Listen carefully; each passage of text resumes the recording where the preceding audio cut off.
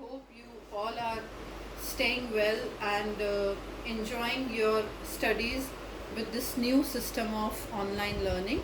Today we are going to begin our new topic in your computer application subject, that is new as well as first topic in your computer application subject, that is HTML. You all have heard as well as studied about HTML in class 8th. If we are working on the HTML, then the first thing which we have to learn about, that is internet, right? You all know about internet. Not only knowing, you are working daily on internet for one or another purpose. Without internet, today we are not able to connect with any of the things which we are working in our day-to-day life. That is not at all possible without internet. Now, what is internet?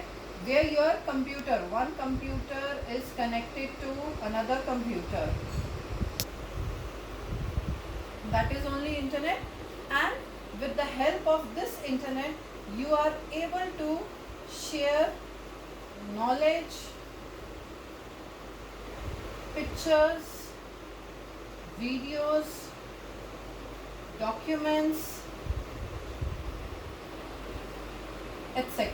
Whatever you want to share, even if you want to share your resources. Resources means your own computer screen, printers, everything you are able to share with the help of internet. Now, after knowing what internet is, second thing which comes to our mind whenever we are thinking about internet, that is websites. Right? Now, what are websites? Collection of web pages. So, if website is a collection on internet, we are working on website, and website is collection of web pages. We need to create these web pages, and where we are able to create our web pages? On HTML. So, this is the language with the help of which you can create web pages, and with the collection of different web pages you can create your websites, and these websites can be uploaded onto the internet and different people can use your websites. The HTML language which you are going to learn in class 10 will help you to learn how to make a simple website. So now, what all things are HTML is having? First thing which you are going to learn in HTML, that is we have two type of pages in HTML, that is static web pages and dynamic web pages. Static means which is not going to change, which will remain same throughout the website, that is called static. And dynamic means which gets changed according to the requirement of the user. Those are called dynamic user. Nowadays people are making dynamic web pages only, as every now and second our information gets changed. Internet depends upon information, depends upon database. So this database, this information can get changed even in a fraction of seconds. So if it gets changed, we need to make changes in our web pages. That's why nowadays everyone is making website in dynamic web pages, and for creating our HTML pages we need tags. Tags are basically symbols which you have to write, basically commands which you have to write while creating web pages.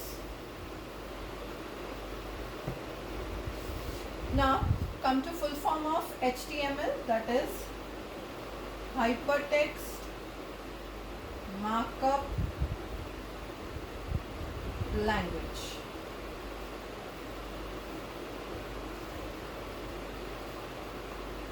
Hypertext means if you are using any of the website, you may find any links which is blue in color, and underline. When you bring your mouse pointer to that link, it gets changed into the shape of hand, right? And when it gets changed into the shape of the hand, this particular link will take you from one web page to another web page, or maybe from one website to another website. So this is your hypertext. Markup means formatting, different kinds of color, bold, italic effects, or background color, images, so many things you are giving to your HTML pages, that all come under formatting, and that means markup.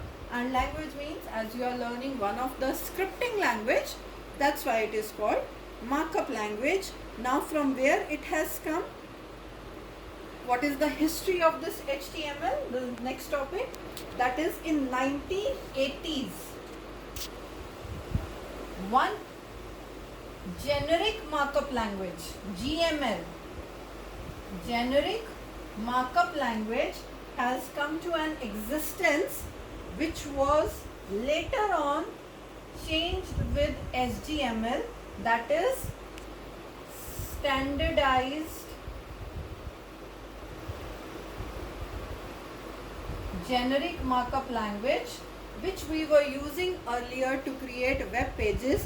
After this SGML, after around 2 years of its standard version came in the year 1995.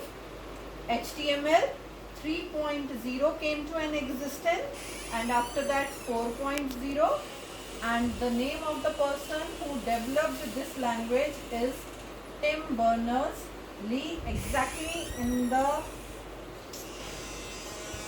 year